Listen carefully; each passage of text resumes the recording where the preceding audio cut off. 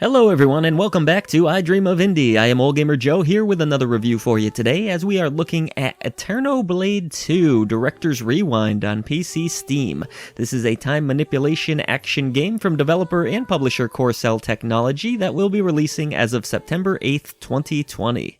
I have a bit of an advantage going into this review, as way back when we first started this channel, AeternoBlade II was one of the very first games we covered back when we were still doing audio podcasts, so it was interesting in a way to come full circle and receive a review copy of this Director's Rewind version. I remember enjoying my time with the PlayStation 4 version quite a bit, despite the fact that I had never played the original game, which is now an option on PC as well. So how does this newly updated version hold up? Well, let's see. So for those of you who might have missed out on the original release of AeternoBlade II, I'll try to clue you a little bit in on the story here. It's told through the perspective of multiple characters, and again, not having the context of the original game, maybe I'm a bit lost here, but the main idea is that the lead character Freya is now living a peaceful existence since the first game, until a giant time-sucking hole appears in the sky, sending the world plunging back into chaos.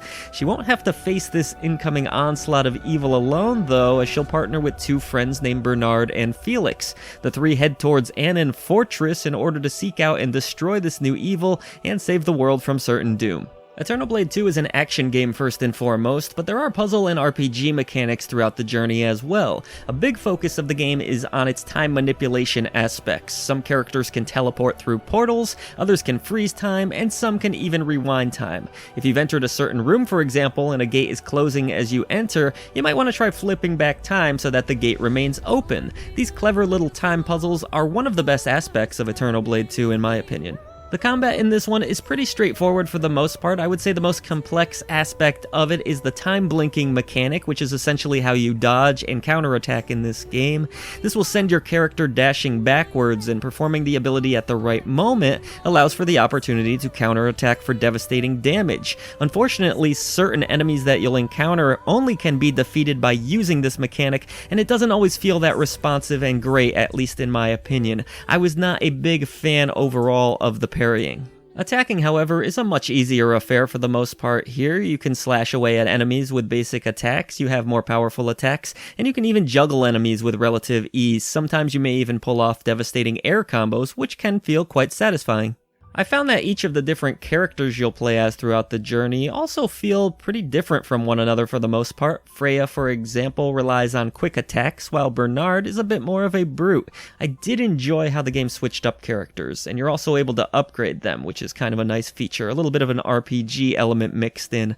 Not only can you increase their HP, their MP, and their luck, just to give a few examples, you can also learn and upgrade certain attacks or equip relics, which will give you statistical advantages in combat.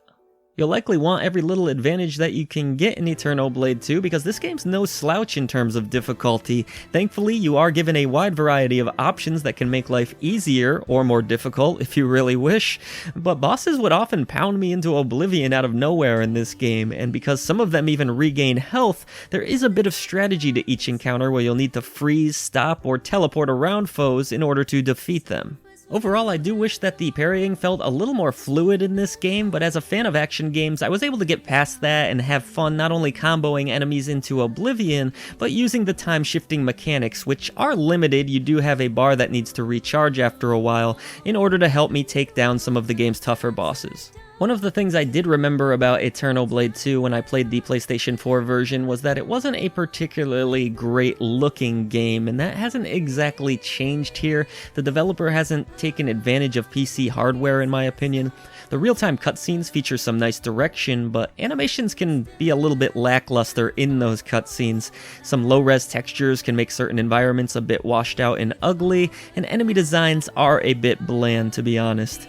This being a really long game, you do get a decent variety with the environments, but nothing about AeternoBlade II looks all that current gen. I will say that some of the fixed camera angles did look nice, reminding me a bit of classic action games like God of War and Devil May Cry. So on the whole, there is some decent direction here, but the graphics are fairly low quality, and that isn't helped by some really poor voice acting, which for me took me out of the story completely. If I'm being totally honest, the story here didn't resonate with me whatsoever, and I think a lot of that is due to the visual presentation.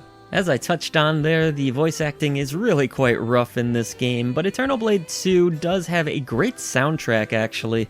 Lots of beautiful orchestrated pieces, including a wonderful opening song with a nice vocal melody, and sound effects are satisfying outside of the aforementioned voice acting, which is a real downer. So overall, presentation is a bit of a mixed bag here. I liked some of the music and the direction in cutscenes, but the game is a bit washed out and ugly looking.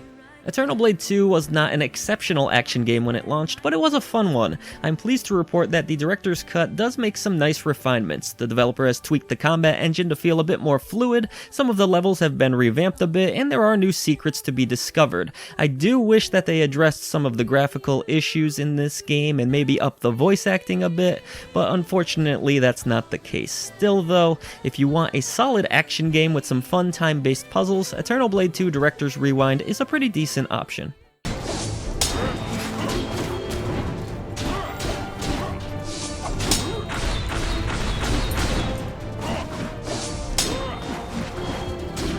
So will you be rewinding time and checking out AeternoBlade II Director's Rewind? Let us know in the comments section below, and if you have enjoyed our video coverage, consider hitting the subscribe button today. Help us bring a voice to the voiceless ones in gaming. There's a ton of other ways that you can support us down in the description box below. That includes our new memberships as well as our merchandise store. However you end up supporting us, we thank you so much.